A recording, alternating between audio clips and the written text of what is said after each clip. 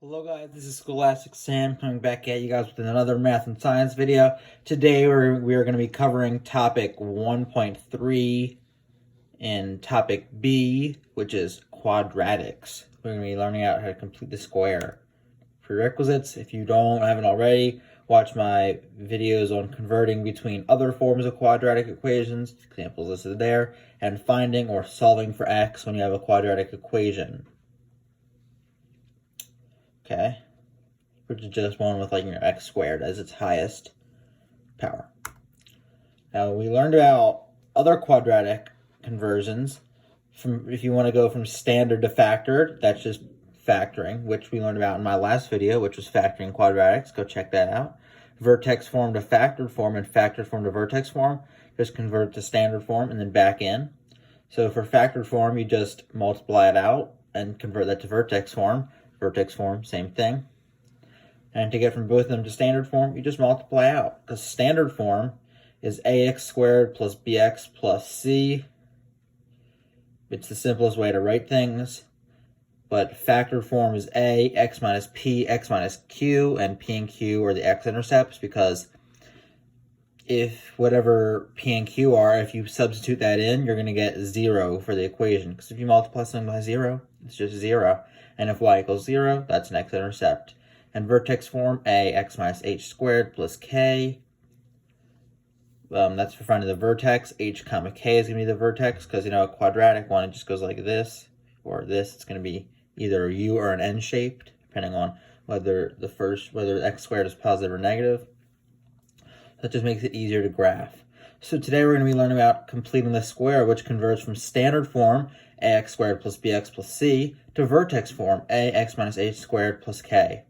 Now this turns a quadratic. Essentially, you take any quadratic and it goes through a series of steps to make it so there's a perfect square with a remainder. Now, a perfect square trinomial is just a trinomial that's a binomial squared. For example, x squared plus 6x plus 9 is a perfect square trinomial because it's the same as x plus 3 squared. So the square root of that would just be a binomial. So let's use an example here. If a is 1, b is 2, and c is negative 3, that would just be x squared plus 2x minus 3. Then we have to get into the form of a, x minus h squared plus k. And that's just x plus 1 squared minus 4. Let's go over how I got that. Well, x squared plus 2x minus 3, you don't have to do this first step, but if it helps you, you want to isolate the a and b values so you'll know when you're adding things onto the sides. Now you take b over 2 squared. Now the b value is the one attached to a sole x. So in this case, it's the 2 right there. To the 2x, so 2 over 2 is 1, and 1 squared is 1. So we just add 1 inside the parentheses, but you can't just add 1 to an equation, so we have to subtract it from the outside of the parentheses. That would leave us with x squared plus 2x plus 1 minus 3 minus 4, or minus 3 minus 1. You close off the perfect square trinomial because we see x squared plus 2x plus 1. We can simplify that. So we isolate that in parentheses. We can obviously combine like terms. Negative 3 minus 1 is negative 4. And x squared plus 2x plus 1, what are two numbers that add to be 2 and multiply by 1? Well, that's just 1 and 1. So we get x plus 1 squared minus 4. Let's do our own problem. X squared minus 6x plus 14. Well, our b value is negative 6. Negative 6 over 2 is negative 3. Negative 3 squared is 9. So we just add 9 and subtract from the end.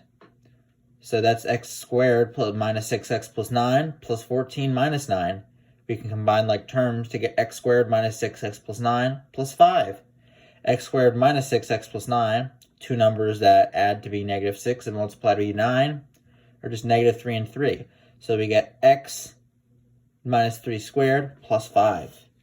Thank you guys for watching the video. If you have any questions, comments, or concerns, please leave them in the comment section. Please like, subscribe, and turn on post notifications. Big shout out to Mr. Barrett, and please watch my other videos for other helpful math and science videos to fit all your scholastic needs.